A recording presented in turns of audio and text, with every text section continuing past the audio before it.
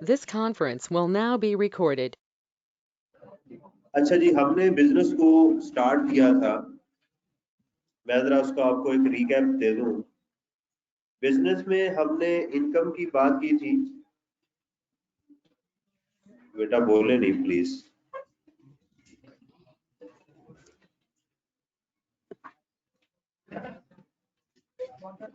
Business के ऊपर हमने बात की थी कि बिजनेस में हमारे पास इनकम के 3 सेक्शंस हैं। इनकम टैक्स ऑर्डिनेंस 2001 में सेक्शन 18 बिजनेस की बात करता है, सेक्शन 19 स्पेकुलेटिव इनकम की बात करता है, 36 जो है वो लॉन्ग टर्म कॉन्ट्रैक्ट की बात करता है। तो एक ये ग्रुप है।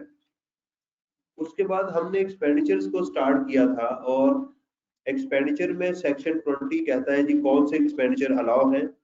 Section 20 which is very important section, वो कहता है कि कौन से एक्सपेंडिचर आपको अलाउ। फिर उसके बाद एक नया ग्रुप स्टार्ट होता है जिसको हम कैपिटल एक्सपेंडिचर्स कहते हैं। वो एसेट्स जो एक ही साल में खत्म नहीं होते, उनका फायदा हमें एक साल से ज्यादा मिलता है, उन एसेट्स को जब हम परचेज करते हैं तो उनको कैपिटल एक्सपेंडिचर्स कहा जाता है। कैपिटल एक्सपेंडिचर्स को आगे फर्दर 2 कैटेगरीज है इसकी, डिप्रिसिएबल एसेट्स हैं और इनटेंजिबल एसेट्स हमारे पास मौजूद है। डिप्रिसिएबल एसेट्स में हमारे पास एक सेक्शन था सेक्शन 22 और एक था section 23। Section 22 talks about depreciation and Section 23 talks about initial allowance. We have discussed that depreciation has normal three rates: 10% for building, 30% for computer and IT equipments, and rest of the assets, all assets are depreciated at 15%. वालेकुम अस्सलाम वरहमतुल्लाह। नहीं सारे बैठे जी। Initial allowance हमने बात की कि इस साल टैक्स ईयर 2021 22 में जो है वो किसके ऊपर है, सिर्फ प्लांट एंड मशीनरी, और वो भी जो पाकिस्तान में फर्स्ट टाइम यूज हो रहा हो, इसके ऊपर हमने बात की थी, राइट। तो ये डिप्रिसिएशन के थे। आज हमने ये बात हमने डिस्कस कर ली थी, लेकिन आज इसकी थ्योरेटिकल बैकग्राउंड के लॉ क्या कहता है उसके ऊपर डिस्कस करेंगे। और सेक्शन 25 जो है which is pre commencement expenditures, वो क्या है इसके ऊपर हम बात करेंगे। हमारे पास जो सेक्शन 24 है, it talks about intangible. Intangible की पहले हम जरा डेफिनेशन को देख लें, उसके बाद हम इसके ऊपर बात करते हैं कि इनटेंजिबल से क्या मुराद है।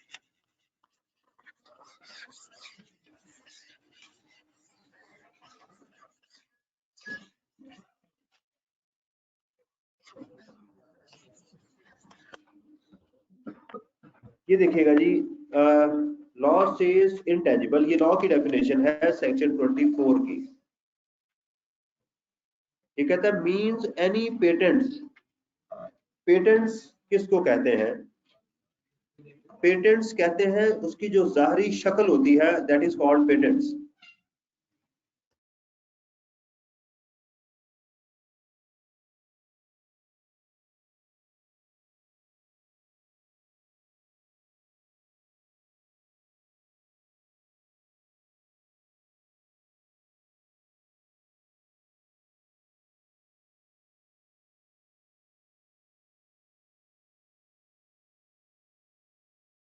जी, इनटेंजिबल मीन पेटेंट्स इन्वेंशन, आपने कोई चीज इन्वेंट कर ली है, डिजाइन मॉडल कोई आपने बना लिया, सीक्रेट फॉर्मूला और प्रोसेस, कोई आपने प्रोसेस कोई फॉर्मूला डिजाइन कर लिया। जैसे मेरा ख्याल है पाकिस्तान में या दुनिया में लेस का फॉर्मूला, कोका कोला का, पेप्सी का, ये फार्मूला जो है ये प्रिजर्व है, इसमें कॉम्बिनेशन है, आप उस कॉम्बिनेशन में वो चीज नहीं बना सकते। कॉपीराइट्स आपने ले लिए किसी किताब के, किसी चीज के। ट्रेडमार्क तो आपको पता है, जैसे आपने गोल में लाहौर की एक, उसमें आपने यहाँ लिखा होगा, बाद जगहों पर ऐसे आर लिखा होता है, बाद में टी आर लिखा होता है, तो ये बता रहा होता है कि ये रजिस्टर्ड है। ट्रेडमार्क इस तरह से आप यूज नहीं कर सकते। साइंटिफिक और टेक्निकल नॉलेज, कंप्यूटर सॉफ्टवेयर हैं आपके, लेकिन ये कंप्यूटर सॉफ्टवेयर वो जिनकी लाइफ 1 साल से ज्यादा है। अंडरस्टैंड? मोशन पिक्चर फिल्म, ये जो फिल्में हैं, एक्सपोर्ट कोटास मिलते हैं लोगों को। हर मुल्क ने कोटा दिया हुआ है कि जी आप इतने यूनिट्स मुझे बेच सकते हैं, that is called export quota. Franchise Pakistan में केएफसी है, मैकडोनल्ड्स है, right, Punjab group of colleges है, ये फ्रेंचाइजीज मौजूद है। लाइसेंस आपके पास है, इंटेलेक्चुअल प्रॉपर्टी राइट और अदर लाइक प्रॉपर्टी और right, contractual right and any expenditure, ये बड़ी बात इंपॉर्टेंट है, any expenditure that provides an advantage or benefit for a period of more than 1 year। इसकी टिपिकल एग्जांपल जो है ना वो एडवर्टीजमेंट है। जब कोई बिजनेस स्टार्ट होता है तो वो हैवी एडवर्टीजमेंट करते हैं जिसका बेनिफिट, जैसे मैं इसकी एग्जांपल अक्सर कोट करता हूं कि व्हेन मैकडोनल्ड्स केम इन पाकिस्तान, तो उसका हम अखबार देखते थे तो पहले पेज के ऊपर सिर्फ मैकडोनल्ड, खबर क्या है, मैकडोनल्ड, दूसरा page, second page, third page, McDonald. Heavy advertisement उन्होंने पाकिस्तान में की और उसका एडवांटेज आज तक वो ले रहे हैं। हमारे मुल्क के अंदर जो बच्चे भी हैं वो भी मैकडोनल्ड है, टांगे पतली और सर मोटे हैं उनके। तो ये यानी इस एडवर्टीजमेंट का ये फायदा हुआ है कि हर शख्स को पता है कि मैकडोनल्ड क्या चीज है। ले जी, अब इसका ट्रीटमेंट जरा देखते हैं हम, इसका ट्रीटमेंट क्या है।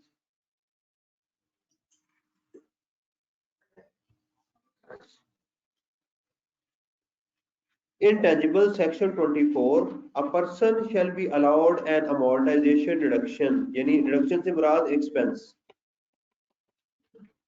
in accordance with this section in a tax year for the cost of the person, ये बात याद रखिएगा, cost of the persons intangible। अब मैं थोड़ा सा फर्क आपको समझाने लगा हूं कि डिप्रिसिएशन और अमोर्टाइजेशन में क्या फर्क है, पहले पढ़ लें। That are wholly or partly used by the person the tax year driving income from the business, ये बिल्कुल सेम है जो सेक्शन 22 में पढ़ा था, उसमें भी यही थी। डिप्रिसिएबल एसेट्स वो हैं जो एसेट बिजनेस में इस्तेमाल हो, होली और पार्टली, जो है होली बिजनेस के लिए इस्तेमाल हो। दूसरा भी बात वही है, normal use of life exceeding 1 year, ये भी सेम वही वर्ड्स हैं। उसमें बस एक और बात थी, subject to wear and tear था, इसमें वो वर्ड नहीं है। अच्छा जी, no reduction shall be allowed under the section where a reduction has been allowed, ये भी सेक्शन 22 की है। अगर वो एसेट किसी जगह पर आपने टोटल माइनस कर लिया हुआ है और आपको कानून ने इजाजत दी है, बेशक वो आपका कैपिटल एक्सपेंडिचर है, लेकिन किसी जगह पर आपने उसको क्या किया, कहीं पर ऑलरेडी माइनस कर चुके हुए, तो दोबारा अब आपको माइनस करने की इजाजत नहीं है, ये बात याद रखें।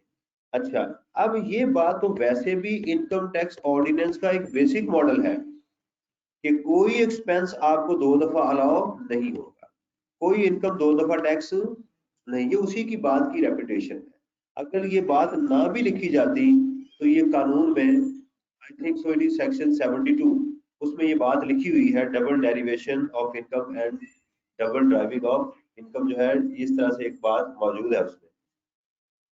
इसका अमोर्टाइजेशन कैलकुलेट कैसे होगी, कॉस्ट ऑफ द इंटेंजिबल, उसकी life into 365 number of days use in the year. आगे देखिएगा, an intangible that does not have a ascertainable life, इसके लिए एग्जाम में 2 वर्ड अभी तक इस्तेमाल हुए हैं, अनअसर्टेनेबल, या वो कहता है एग्जामिनर साइलेंट होता है इसमें।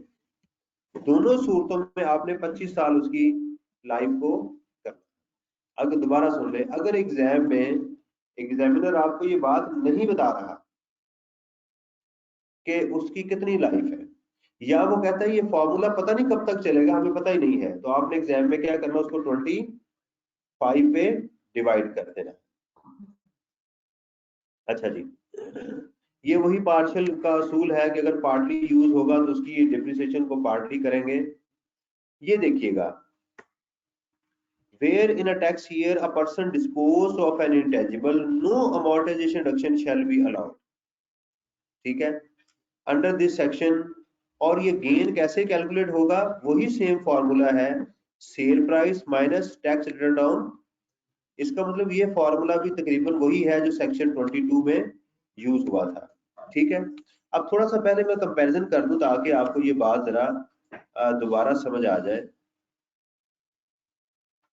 देखें, जो सेक्शन 22 था ना, उसमें हम क्या करते थे, हम ये करते थे, लेट्स सपोज कि हमारा X1 है, X1 के अंदर मैंने एक एसेट खरीदा 1 लाख रुपए का, उसका रेट ऑफ डिप्रिसिएशन है 15%।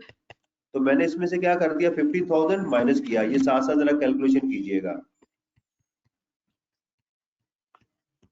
तो मेरी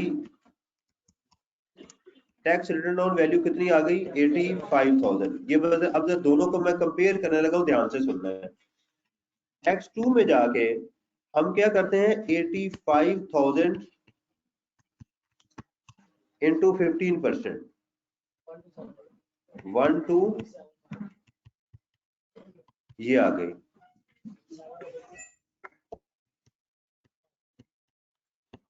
और X3 में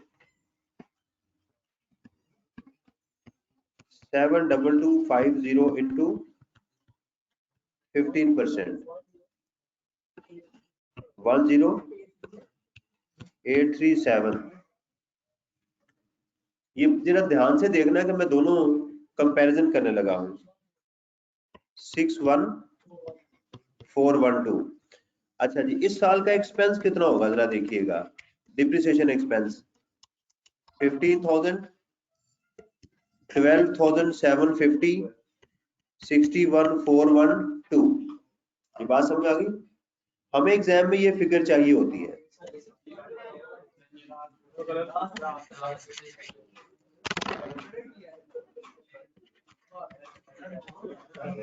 ये तहजीब ने गलत लिखवाया है। ये बात समझ आ गई? प्लीज यार, प्लीज कमेंट नहीं करने। ठीक है, ये बात समझ आ गई। हमें एग्जाम में डिप्रिसिएशन की कैलकुलेशन करना होती है। अज्यूम करें कि हमने ये एसेट X4 में बेच दिया, अज्यूम करें कि हमने ये एसेट X4 में बेच दिया।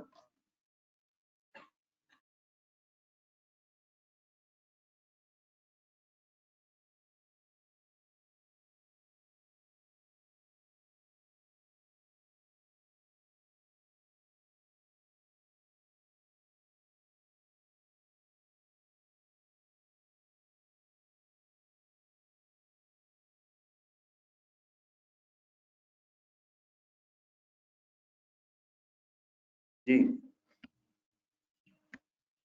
X4 में अब देखिएगा, X4 में एसेट बिक गया। अब ध्यान से आपने सुनना है, डिप्रिसिएशन में X4 में एसेट बिक गया। अब यहां जब बिका है ना, तो क्या होगा देखिएगा, 61,412 इंटू 15% इंटू 50%, क्योंकि जिस साल बिकेगा उस साल डिप्रिसिएशन हाफ मिलेगी। अच्छा, यहां पर मैं एक गलती कर गया हूं शुरू में, यहां भी मुझे 50% ही लेनी थी, लेकिन मैं एक्चुअली गलती नहीं करके गया, क्योंकि मैं इसको अज्यूम कर रहा हूं कि ये 2022 है, ये 2021 है, तो इससे पहले तो नॉर्मल डिप्रिसिएशन ही मिलती थी, तो मैं कामयाब हो गया इसमें। तो बहरहाल अब इस साल क्या होना है, ये होना है। ठीक है, अब इसकी डिप्रिसिएशन देखिएगा कितनी बन रही है, ये वाली। हाँ जी, 4606। रिटर्न ऑन वैल्यू कितनी आ गई, यानी इसमें से ये अमाउंट माइनस करनी है, या इसमें से 568 ये आ गई। ठीक है, तो इस साल की एक्सपेंस कितना हुआ, 4606। ये बात जरा प्लीज ध्यान में रखिएगा। अब देखें, ये एसेट बिक गया, लेट्स सपोज कि इसकी सेल प्राइस थी 200,000, तो इस साल की इसकी रिटर्न ऑन वैल्यू कितनी है, 56806। तो इसका गेन कैसे होगा, gain is equal to sale price minus tax return on value. Sale price है इसकी 200,000, टैक्स रिटर्न ऑन वैल्यू 5680, 1439।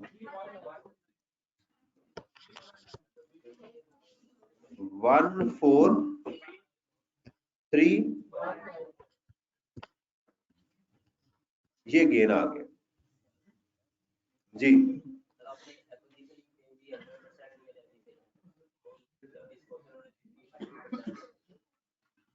मैंने दोबारा सुन लीजिएगा, वो एसेट जो 1 जुलाई 2020 या उसके बाद अक्वायर किए गए हों, उनके year of purchase and year of disposal दोनों सालों में 50% डिप्रिसिएशन होगी। तो यहां पर चूंकि मैंने ये था 2020 2021 19, तो यहां पर तो डिप्रिसिएशन पूरी उस साल में तो यही था, पूरी मिलती थी depreciation.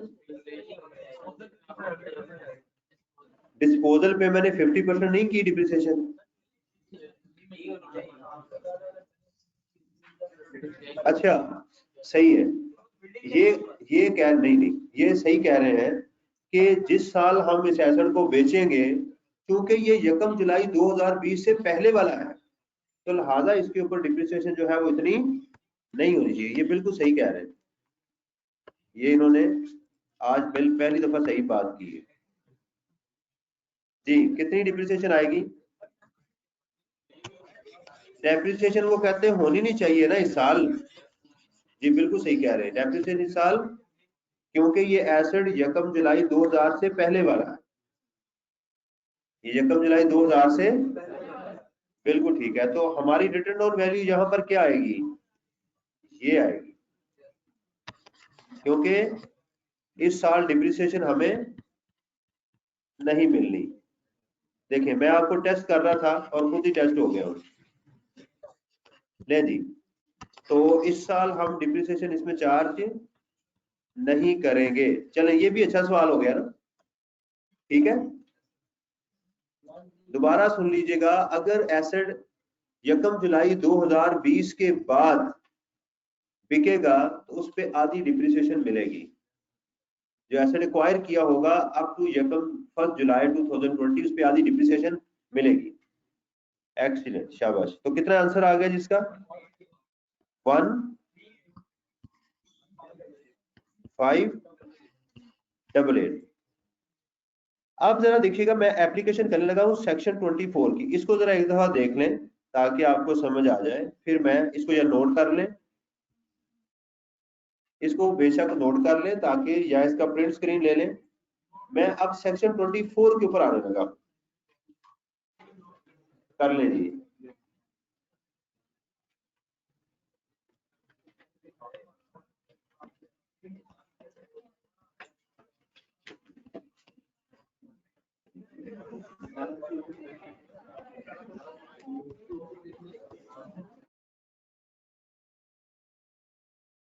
This conference will now be recorded.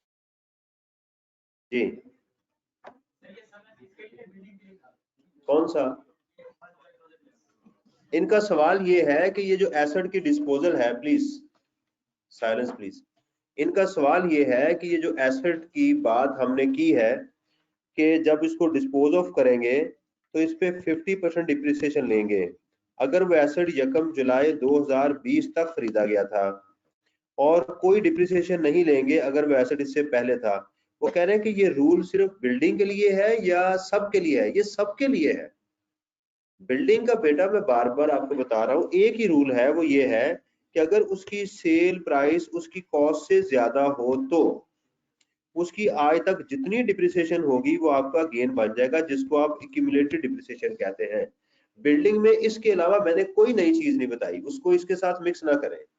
Building का गेन के टाइम के ऊपर आपको इशू आना है, सिर्फ बिल्डिंग का गेन जब कैलकुलेट करेंगे उस वक्त ये रूल अप्लाई होना है। बिल्डिंग की डिप्रिसिएशन कैलकुलेट करते हुए, अगले साल कैलकुलेट करते हुए कोई इशू नहीं आना, उसका सिर्फ रेट 10% है बस। इसके अलावा 50% का रूल बिल्डिंग पे लगेगा, बेचने पे भी, सेल करने के ऊपर भी, बाकी सारी चीजें सेम है। सिर्फ एक स्पेशल प्रोसीजर है कि if an immovable property sold higher then the cost, then the accumulated gain shall be treated as the gain of the asset, and also if an asset is exported out of Pakistan, उसके ऊपर भी यही rule होगा। that's it। ले जी, अब जरा मैं आपको इसके ऊपर ये करवा दूं, ये देखिएगा। अब हम यही एग्जांपल करने लगे हैं किसके लिए, इंटेंजिबल के लिए। उसके लिए क्या रूल होगा, देखिएगा। हमारे पास ऐसे ही x1 है, x2, x3 और x4। यहां ये एसेट हमने बेच दिया 2 लाख रुपए का, पेटेंट से, कॉपीराइट से। यहां हमारे पास वो एसेट जो है वो उसकी कॉस्ट है 1 लाख रुपया। अमोर्टाइजेशन का असूल क्या है, कॉस्ट डिवाइडेड बाय उसकी लाइफ। लेट्स सपोज इसकी 10 ईयर लाइफ है, तो हम करेंगे 10 इंटू 365 इंटू 365। तो इसकी पहले साल की अमोर्टाइजेशन कितनी आ गई, 10,000। और इसकी टैक्स रिटर्न डाउन वैल्यू कितनी आ गई, 90,000। इसमें अगले साल भी बेटा कॉस्ट को ही कंसिडर करना है, क्योंकि इसके ऊपर हम रिटर्न डाउन वैल्यू पे नहीं चलते। अगेन अगले साल भी हम यही करेंगे, 10 इंटू 365 इंटू 360। अगर ये दिन कम इस्तेमाल हुए तो कम कर लीजिएगा, जैसे भी एग्जाम में गिवन हो। तो ये अगले साल भी हमारे पास 10,000 आ गई। रिटर्न डाउन वैल्यू कितनी आ गई, 80,000। नेक्स्ट ईयर में again 100,000 divided by 10 into 365 into, तो नेक्स्ट ईयर में इसकी लाइफ कितनी हो गई, रिटर्न डाउन वैल्यू 70। लॉ क्या कहता है, लॉ कहता है जिस साल बेचा उस साल अमोर्टाइजेशन नहीं करनी। तो गेन कैसे आएगा, gain is equal to sale price minus tax return down value. तो 130,000 ये गेन आएगा। ठीक है, इसके अंदर परसेंटेज नहीं है कोई भी, इसमें हर एसेट की लाइफ पे डिपेंड कर रहा है कि उसकी लाइफ कितनी है, उसके अकॉर्डिंगली कैलकुलेशन की जाएगी। ये दोनों में फर्क है। हमें एग्जाम में ये वाली फिगर चाहिए होती है कि इस एसेट की अमोर्टाइजेशन कितनी हो रही है, किसको मैंने कैलकुलेट करना। जी, किसकी लाइफ तो कम हो रही है ना बेटा। देखें, आपने 10 साल के जो इसके राइट्स लिए थे, जब पहले साल इस्तेमाल किया तो लाइफ कितनी बच गई, अगले साल, अगले साल, नहीं नहीं नहीं नहीं नहीं नहीं, ये 10 लाइफ 10 ही स्टेट लाइन इसी को तो कहते हैं। अगर इसको मैं रिड्यूस करता जाऊं तो वो खराब हो जाएगी। स्टेट लाइन मेथड है, इसीलिए है डिप्रिसिएशन, और इसमें यही तो फर्क है। यहाँ जो है वो return down value method use होगा, यहाँ स्टेट लाइन मेथड यूज होगा। यही तो दोनों में फर्क बता रहा हूँ आपको।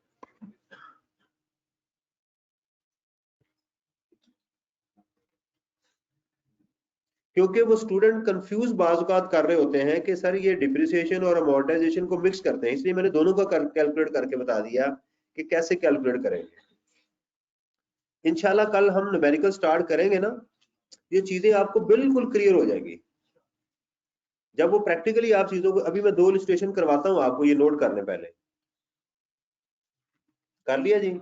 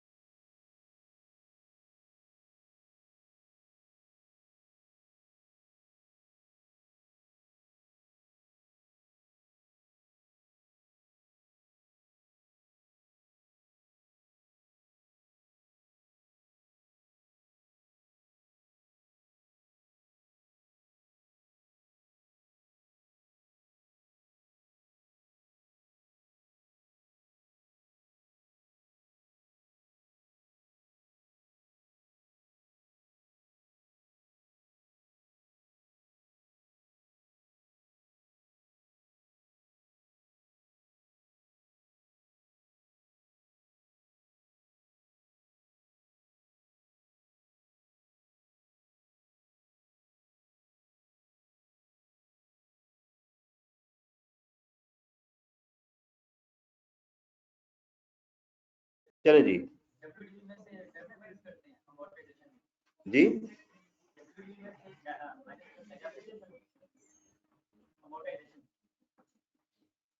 मुझे नहीं समझ आई। ये बेटा हमारे लिए रेलेवेंट नहीं है, ये अमाउंट्स ये उसी वक्त रेलेवेंट होनी है जब एसेट ने बिकना है।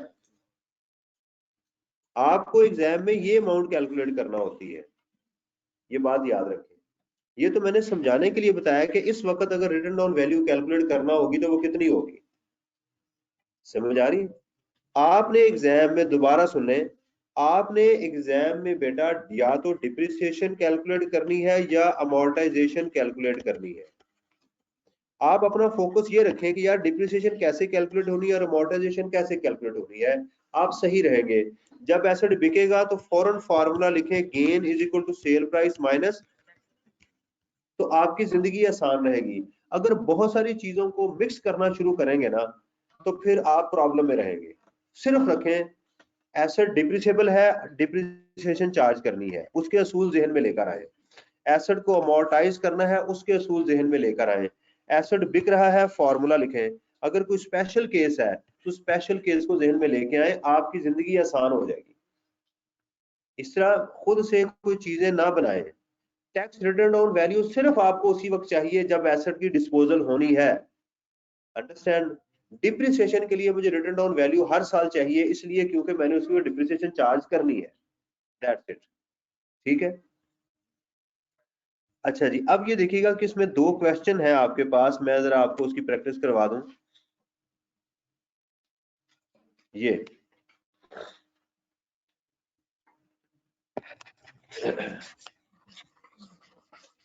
देखिएगा जी, ये दिसंबर 2016 में क्वेश्चन आया हुआ है, उसका कुछ हिस्सा मैंने आपके सामने रिप्रोड्यूस किया है।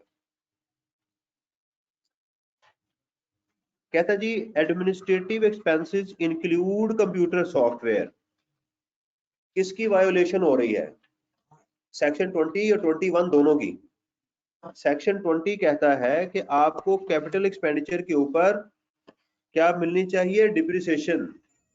और सेक्शन 21 ये कहता है कि आपको कैपिटल एक्सपेंडिचर अलाउ नहीं है। तो उसने क्या कर दिया, 28 लाख रुपया इनकम में से माइनस कर दिया, जो कि गलत था। तो सबसे पहले क्या करेंगे, इसको ऐड करेंगे। आगे, the software was acquired on 25th of Feb, 25 फरवरी को हमने सॉफ्टवेयर को अक्वायर किया, बिल्कुल ठीक है। चलें, अगर तो एग्जाम में कुछ भी पता नहीं तो हम 25 फरवरी से लेके 30 जून तक के दिन गिन लेंगे। अगर टैक्स ईयर का पता नहीं है तो आगे चलें। With an estimated life of 4 year, पता है, ठीक है। अब 4 पे डिवाइड होगा ये 28 लाख रुपया। स्पेशल ईयर एंडेड 30 सितंबर, इसका मतलब अब ये बात यहाँ नहीं होगी, बल्कि हम 25 ऑफ फेब से लेके कहां तक दिन काउंट करेंगे? 30 सितंबर, जो भी साल बनता है उस तक हम करेंगे। ठीक है, अब देखिएगा तो इसकी कैलकुलेशन कैसे होगी? 28 लाख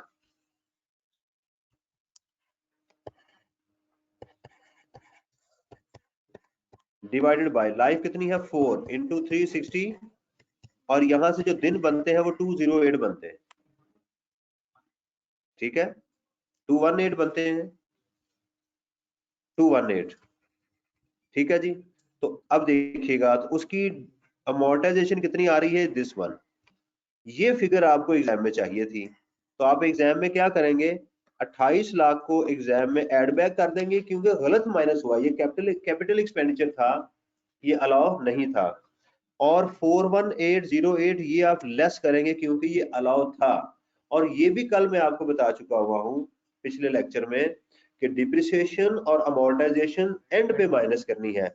इसका मतलब ऐड बैक तो पहले कर लेंगे, लेकिन जब माइनस करने की बारी आएगी तो ये हम सबसे एंड पे जाके माइनस करेंगे। आगे देखिएगा, एक और क्वेश्चन है एग्जाम के अंदर, ये जून 2016 में टेस्ट हुआ। कहता जी admin expenditures include 5 million is the cost of the right to use a formula. फिर वही वायोलेशन हुई, उसने 50 लाख रुपए को एक्सपेंस आउट कर दिया, जो कि गलत था। क्या करेंगे? ऐड करेंगे। For the development of a new chemical compound TL obtain, TL वो जो क्वेश्चन था उसको टीएल है, the right on 1 March, again वही असूल कि हम 1 मार्च से 30 जून तक चलेंगे अगर हमें पता नहीं है तो, from the hitech incorporation US for 12 years, ये उसका डिनोमिनेटर आ गया। डिनोमिनेटर कहते हैं जो चीज डिवाइड होती है, अंग्रेजी में उसको डिनोमिनेटर कहते हैं, और जो चीज ऊपर जो डिवाइड हो रही होती है उसको न्यूमरेटर कहते हैं अंग्रेजी में। Special year ending 31 of December, जिसका मतलब है हम इसको कहां तक लेके चलेंगे, 31 ऑफ दिसंबर एक्स, तो टैक्स ईयर कौन सा हो जाएगा x6, तो इसकी कैलकुलेशन कैसे होगी, 5 million divided by 12 into 365 into 306, ये कैसे आया 306, कि आप फर्स्ट 3x5 से लेके दिन काउंट करेंगे 31 ऑफ दिसंबर x5 तक, ठीक है। तो ये वाली अमाउंट आएगी, ये आपके जो इसमें ये गलत लिखा हुआ है इसको ठीक कर लीजिएगा, आपके नोट्स में ये अमाउंट गलत कैलकुलेट हुई है, इसको जरा अपने नोट्स पे ठीक कर लें प्लीज।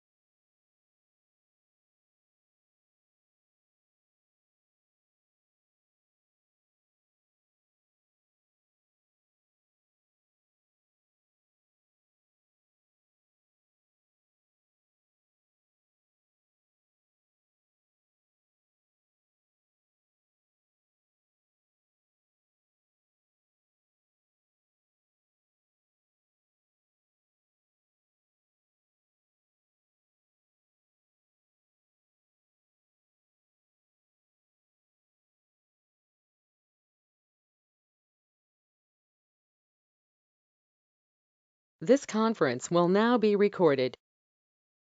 जी बिस्मिल्लाहिर्रहमानिर्रहीम। प्री कमेंसमेंट एक्सपेंडिचर को अब हम डिस्कस करने लगे हैं। प्री कमेंसमेंट एक्सपेंडिचर का एक असूल तो यही है कि ये 20% आपको अलाउ होगा, इसमें कोई और दूसरी राय नहीं है, अंडरस्टैंड।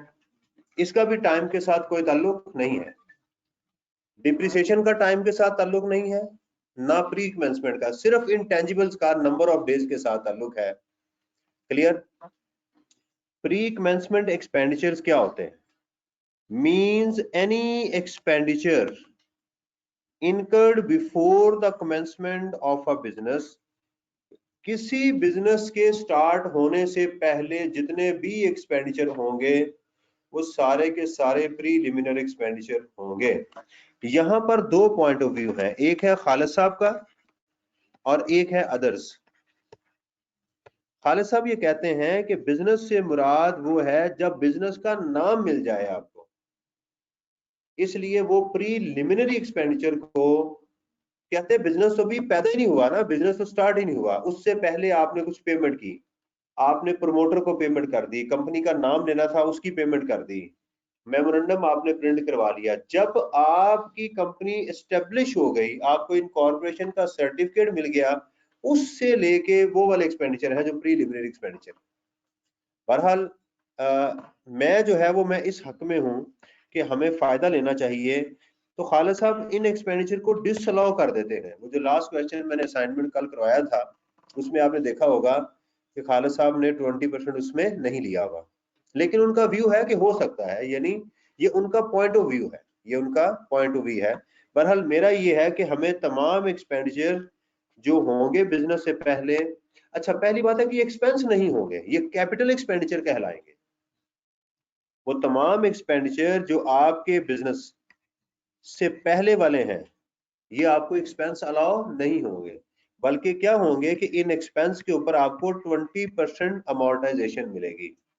हमने फिर सवाल किया क्या बिजनेस के बाद भी कोई ऐसे एक्सपेंडिचर हो सकते हैं जो प्री कमेंसमेंट की डेफिनेशन में आए। देखें, एक है कारोबार से पहले, वो तो कारोबार तो हमेशा एक ही दफा होगा ना जिंदगी में, क्या कारोबार करते हुए इस दौरान भी कुछ एक्सपेंसेस हो सकते हैं? लॉ ने कहा यस। वो क्या है? इंक्लूडिंग, ये देखिएगा, ये उसने कहा इंक्लूडिंग से क्या मुराद है कि जो एक्सपेंसेस आपके कारोबार से पहले भी हो सकते हैं और बिजनेस के दौरान भी हो सकते हैं। वो क्या है? The cost of the feasibility studies. Feasibility कहते हैं, फिजिबल कहते हैं वायबल को, उर्दू में मुझे नहीं पता क्या कहते हैं, समझा देता हूँ आपको, मुनासिब कह ले। अच्छा, इसमें फिजिबिलिटी स्टडी में होता क्या है? कारोबार कितने पैसों से होगा, कहाँ होगा, क्या होगा, कितने एम्प्लॉइज होंगे, कारोबार की नेचर क्या होगी, मशीनें कौन सी लगेंगी, वो मशीन कितनी देर इस्तेमाल होगी, मार्केटिंग मैनेजर कौन होगा, पूरे बिजनेस का एक सांचा बना के वो देते हैं। इसकी बड़ी हैवी कॉस्ट होती है। ये चार्टर्ड अकाउंटेंट्स अक्सर पाकिस्तान में बनाते हैं, बाकी दुनिया में भी कोई 20 लाख, 40 लाख, 50 लाख, 2 करोड़, बड़ी बड़ी हैवी कॉस्ट होती है। यानी एक हॉस्पिटल बनना है तो आपको फिजिबिलिटी में बताया जाएगा कि किस जगह बनाए, कितनी जगह आपने खरीदनी है, कितने रूम्स बनाने हैं, ऑपरेशन थिएटर कितने होंगे, उसमें बेड कितने होंगे, बेड किस नस्ल का होगा, कहाँ से खरीदेंगे, क्या क्या चीजें आपने एक्वायर करनी है, मैनेजर कौन होगा, डॉक्टर्स कितने होंगे, इसको फिजिबिलिटी कहते हैं। तो ये साल से कारोबार से पहले भी हो सकती है और बिजनेस के दौरान भी कोई नई विंग आपने स्टार्ट करनी है, उसलिए भी कॉस्ट इनकर्ड हो सकती है। तो इट मींस कि कॉस्ट ऑफ फिजिबिलिटी स्टडी आपका एक्सपेंस नहीं है, रादर उसके ऊपर क्या मिलेगी? लॉ कहता है इसको आपने 5 सालों में डिवाइड करना है। क्या करना है? इसको 5 सालों में डिवाइड करना है। Construction of prototypes. प्रोटोटाइप्स कहते हैं जैसे एक बिल्डिंग थी, उसका खाका बना लिया कार्ड के ऊपर, बोर्ड के ऊपर, थर्मोपोर की शीट के ऊपर, यानी छोटे सा एक जो है ना वो बना लिया। ये आप जाए शेख जैद हॉस्पिटल में, जैसे ही एंटर हो ना मेन से, तो आपको एक शीशे का बॉक्स मिलेगा, उसके अंदर वो पूरा शेख जैद हॉस्पिटल बना हुआ है। अब आपको ऊपर से नजर आएगा, तो छोटा सा है लेकिन पूरा हॉस्पिटल है। इसको प्रोटोटाइप कहते हैं। तो इसकी बड़ी अच्छी खासी जो है ना वो कॉस्ट होती है। एंड ट्रायल प्रोडक्शन एक्टिविटीज, ये साल से ये साल के दौरान कभी भी हो सकती है। तो इसका मतलब क्या हुआ? देखिएगा कि हमारी कॉस्ट ऑफ फिजिबिलिटी स्टडी हमारा एक्सपेंस नहीं है, कॉस्ट ऑफ प्रोटोटाइप्स हमारा एक्सपेंस नहीं है, कैपिटल एक्सपेंडिचर है। Cost of trial production. अच्छा, अब ट्रायल प्रोडक्शन हमारी दो तरह की होती है। मिसाल के तौर के ऊपर आपने साल के से पहले कोई मशीन नहीं लेकर आए, आपने 50 यूनिट्स बनाए, ठीक है, इसको कहेंगे ट्रायल प्रोडक्शन। जब मशीन ने ओके का सिग्नल दिया तो आपने 1 लाख यूनिट्स बना दिए, इसको कहेंगे कमर्शियल प्रोडक्शन। ये जो 50 यूनिट की कॉस्ट होगी ना, इसको आप 20% माइनस करेंगे, और ये जो कॉस्ट होगी जब ये बिक जाएंगे, ये सारी की सारी एक्सपेंस आउट हो जाएगी। जो यूनिट्स आपने बना लिए वो माइनस नहीं होंगे, वो एक्सपेंस नहीं है, अभी वो एसेट की शक्ल में है। आपने 1 लाख यूनिट्स बना लिए हैं, ये आपका एसेट है। ये आपने 50 यूनिट बनाए, ये भी आपका एसेट है। ये बिके या ना बिके, आपने इन एसेट का 20% इस साल माइनस करना है, हर साल 20%। तो ये कॉस्ट 5 सालों में खत्म हो जाएगी, इसको अमोर्टाइजेशन कहते हैं। ये जो आपने 1 लाख यूनिट्स बनाए हैं, राइट, इस साल जितने बिकते जाएंगे वो आपका एक्सपेंस आउट होते जाएंगे। अगर सारे बिक गए तो सारा एक्सपेंस। ये बात समझ आ गई? ये नॉर्मल कॉस्ट ऑफ सेल का कॉन्सेप्ट है। तो आपको एग्जाम में अगर ये वाली चीजें मिले तो आपने क्या करना है, एग्जाम में इनकी सारी वैल्यूज को क्या करना है, ऐड कर लेना है। यहाँ एक सवाल ये पैदा होता है कि सर अगर ये जो ट्रायल प्रोडक्शन ये सेल हो जाए तो क्या उसको सेल में ले जाएं? The answer is no. इसकी जो कॉस्ट थी ना वो सेल में से माइनस कर दें। मिसाल के तौर के ऊपर ये 50 यूनिट बनाते हुए मेरा खर्चा आ गया 250,000 का। जो चीज तैयार हुई वो मार्केट में बेचने के काबिल नहीं थी, लेकिन लोगों ने बी पेयर करके ले ली। कुछ स्टिचेस गलत लगे हुए थे, कुछ ऐसा था, आपने इसको 50,000 का बेच दिया, तो आप यहां से माइनस करेंगे तो आपकी एक्चुअल कॉस्ट कितनी हुई? 200,000। इसका 20% यानी 40,000 जो है वो आपका इस साल का एक्सपेंस है। अगर गलती से आपने इसको माइनस किया हुआ है तो इसको ऐड कर देंगे, इस अमाउंट को क्या करेंगे, लेस करेंगे। इसको माइनस करेंगे। बात समझ आ गई है? देखिएगा ये चीजें हमारे पास मौजूद थी। अच्छा, उसके बाद जो है ना, ये साइंटिफिक रिसर्च एक्सपेंडिचर जो है, ये एग्जाम में एक या दो दफा आए हुए हैं, सिर्फ हम इसको रीड कर लेते हैं। साइंटिफिक रिसर्च एक्सपेंडिचर जो है, ये यहीं शुरू होकर खत्म हो जाता है। ये बस इतनी ही लाइन है।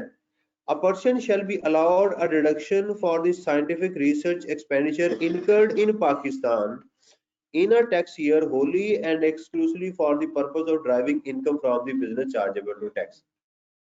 यहाँ पर एक सवाल पैदा होता है कि सर हमें इसको क्यों बताया जा रहा है? देखें ना, बिजनेस में कितने खर्चे हैं, salary, wages, printing, stationery, petrol, एक लंबी लिस्ट चलती है। तो उसमें से एक एक्सपेंस के ऊपर बात करनी शुरू कर देना, क्या वजह? को वजह तो है ना। उसकी वजह सुनिएगा क्या होता है। उसकी रीजन ये है कि जैसे हम बात करते हैं पैकेजेस की, पैकेजेस लिमिटेड, पैकेजेस लिमिटेड जो है ये पैकेजिंग का काम करता है। इसके एक्सपेंसेस में आपको पेपर नजर आएगा, डिपार्टमेंट ओके कर देगा। इसमें आपको केमिकल्स नजर आएंगे, डिपार्टमेंट ओके कर देगा। इसमें सैलरीज नजर आएंगी, डिपार्टमेंट ओके कर देगा।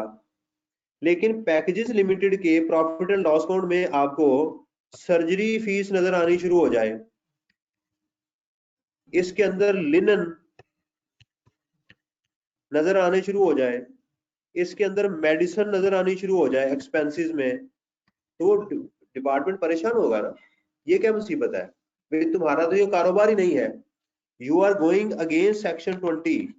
सेक्शन 20 तो कहता है वो तमाम एक्सपेंडिचर जो बिजनेस के लिए हो वो अलाउ है। अब सुनिएगा, पैकेजेस ने एक हॉस्पिटल बनाना था, कोई मेडिसिन बनानी थी, एक नया कारोबार शुरू करना था, ये इसने कारोबार शुरू करना था। अभी पैकेजेस जो है वो पैकेजिंग का काम कर रहा है अभी उसने, लेकिन जाहिर बात है कि हो सकता है उसको पहले रिसर्च करनी पड़े। इसलिए लॉ ने कहा कि बेशक तुम्हारा कारोबार जो है वो पैकेजिंग का है, आप एक नया वेंचर लेने जा रहे हो, उसमें जो खर्चे करोगे मैं आपको वो भी अलाउ कर दूं। अब समझ आई बात की? इसलिए इसको जो है अलग सेक्शन बनाया गया, ताकि कहीं इसको डिपार्टमेंट डिस अलाउ ना कर दे। ये बेनिफिट दिया जा रहा है। ये क्या दिया जा रहा है? बेनिफिट दिया जा रहा है। अच्छा, इसकी डेफिनेशन आपने रीड कर लेनी है। अगर कोई इशू हो तो मेरे से पूछ लें, क्योंकि आज तक ये एग्जाम में नहीं आई, लेकिन रीड करनी है क्योंकि हमारे सिलेबस का हिस्सा है। इसी तरह सेक्शन 27 को भी अलग किया गया, इसकी भी यही वजह बनती है। Employ training and facilities, section 27। मैंने कहा ये, और अगला एक्सपेंस, दो और स्पेशल एक्सपेंस है। प्रॉफिट ऑन डेट वो हम कर लिया था हमने, और उसके बाद हमारे पास है बैड डेट्स। अच्छा जी, कहता है जी, a person shall be allowed a deduction for any expenditure other than capital expenditure incurred in the year in respect of educational institution or hospital in Pakistan established for the benefit of the person's employees। दोबारा उसी example के ऊपर आए, देखें packages जो है क्या काम करता है? पैकेजिंग का, बोर्ड बनाता है। अगर इसके अंदर टीचर की सैलरी आ रही हो इसके प्रॉफिट एंड लॉस अकाउंट में, तो कहेंगे भाई टीचर क्या करता है आपके पास? प्रिंसिपल की सैलरी आ रही है, तो लॉ ने इनको भी इजाजत दे दी। अगर आपने अपने एम्प्लॉयज के लिए एक स्कूल बनाया हुआ है या कोई हॉस्पिटल बनाया हुआ है, ठीक है, अगर अपने एम्प्लॉयज के बेनिफिट के लिए बनाया हुआ है, तो मैं उसको भी ऐसे ही समझूंगा कि तुम्हारे कारोबार के लिए। यानी आप अपने एम्प्लॉयज के बेनिफिट के लिए हॉस्पिटल, स्कूल, एजुकेशन इंस्टीट्यूशन बना सकते हो, उसकी जो सैलरीज दोगे मैं तुम्हें वो भी अलाउ कर दूंगा। यहां मकसद कहने का ये है। यानी इससे हमें ये बात समझ आई कि सेक्शन 20 के ओल्दो ये अगेंस्ट जा रहा है, यानी एजुकेशन का देना पैकेजेस का कारोबार नहीं था, एजुकेशन का देना उसका जो था वो उसके कारोबार का हिस्सा, चूंकि सेक्शन 20 ने तो इसको मना कर दिया, लेकिन सेक्शन 27 कहता है जी ठीक है, तो लिहाजा हम अब सेक्शन 27 को मानेंगे, यहाँ सेक्शन 20 की एप्लीकेशन नहीं होगी। ये बात बताने का मकसद है, क्योंकि वो जनरल बात थी, तो एक सेक्शन ने आके स्पेसिफिकली कह दिया। हम कहते हैं रेड सिग्नल पर तमाम लोग रुकेंगे, लेकिन जब रूट लग जाता है, जब मिनिस्टर गुजर रहे होते हैं, राइट, तो वो तो चार ही बातें आम लोग नहीं है ना, वो तो माकूल फितरत इंसान है, वो तो एक अजीब लोग है, वो तो स्पेशल लोग है पाकिस्तान के। हाँ, इतनी मेहनत से तो वो इधर पहुंचे हैं, राइट। तो अब लिहाजा उनके लिए आम रूल को वायोलेट किया जाएगा। इशारे बेशक रेड होंगे तो वो भी रेड ही होके गुजर रहे होंगे, राइट, बल्कि उनके आगे पीछे एम्बुलेंसेज भी चल रही होगी, सारी आवाम जो है जो उनको सैलरी देती है वो सारी नहर पे खड़ी होगी, बाकी सारा वो रूट चल रहा होगा। ये असूल हो, ये कानून का असूल है, इसलिए यहाँ पर भी एप्लीकेबल होगा। तो पहले एजुकेशन इंस्टीट्यूशन हो गया, any institution in Pakistan established for the training of the industrial workers। Pakistan में टीटीसी था, अब पता नहीं है कि नहीं है, ये था जर्मन का एक इदारा था, टेक्निकल ट्रेनिंग सेंटर था। एक रेलवे अप्रेंटिस था, वो पता नहीं अब है कि नहीं है। बहरहाल अगर आप इन इदारों को पैसे दें, अब जरा बात गौर से सुननी है, अगर किसी नॉन प्रॉफिट एजुकेशन किसी इदारे को पैसे देंगे तो उसके ऊपर आपको टैक्स क्रेडिट मिलेगा। ये बात एग्जाम में ध्यान से रखनी है। लेकिन अगर आप किसी ट्रेनिंग इंस्टीट्यूशन को देंगे तो वो डायरेक्ट आपका एक्सपेंस होगा, ये फर्क होगा, तो इसको मिक्स नहीं करना। एडेड और run by the federal government और अ प्रोविंशियल गवर्नमेंट और अ लोकल गवर्नमेंट। अगर कोई इदारा पाकिस्तान में इंडस्ट्रियल ट्रेनिंग के लिए हो, उसको आप पैसे देंगे तो वो डायरेक्ट आपका एक्सपेंस होगा, हालांकि वो आपके कारोबार के लिए नहीं है। आपने उसको पैसे दिए कि इंडस्ट्रियल वर्कर को इनकी ट्रेनिंग की जाए, आप खुद अपने एम्प्लॉयज को ट्रेनिंग दे लें या किसी इदारे को पैसे दे दें जिसको कि फेडरल, प्रोविंशियल या लोकल गवर्नमेंट चला रही है, वो भी आपका एक्सपेंस होगा। The training of any person being a citizen of Pakistan in connection with the scheme approved by the board। Board से क्या, जब बी कैपिटल हो ना बोर्ड, तो इससे मुराद होती है FBR। अगर FBR ने कहा कि पाकिस्तान के अंदर जो लोग पाकिस्तान के शहरियों को यूरोप में, अमेरिका में, लैटिन कंट्रीज में, इनके अंदर वो उनकी ट्रेनिंग के लिए खर्चा करेंगे, मैं उनको इजाजत देता हूं कि माइनस कर लें। मैंने किसी शख्स को 5 लाख दिया कि जाओ PhD करके आओ जर्मन से, वो मेरा एम्प्लॉय नहीं है, उसने मेरे पास आना भी नहीं है, लेकिन FBR की स्कीम के अंदर वो जा रहा है, तो मुझे वो 5 लाख रुपया भी अलाउ है। यानी ये सारी बातें ऑल्दो सेक्शन 20 के अगेंस्ट जा रही है। ये खर्चे हो सकता है बिजनेस के लिए ना हो, लेकिन फिर भी अलाउ है, फिर भी अलाउ है। तो अल्हम्दुलिल्लाह अभी हमारे जो ग्रुप था उसमें आज हमने जो स्पेशल ग्रुप था, स्पेशल ग्रुप में क्या है, सेक्शन 26, सेक्शन 20, 28। अब इसका एक बच गया है जो बहुत बड़ा एक सेक्शन है, वो है बैड डेट्स। वो इंशाल्लाह इसके बाद हम करेंगे कि बैड डेट्स जो है उनको कैसे होगा। आपका मंडे ट्यूसडे को टेस्ट होगा किसके ऊपर, कॉन्स्टिट्यूशन प्लस एथिक्स के ऊपर।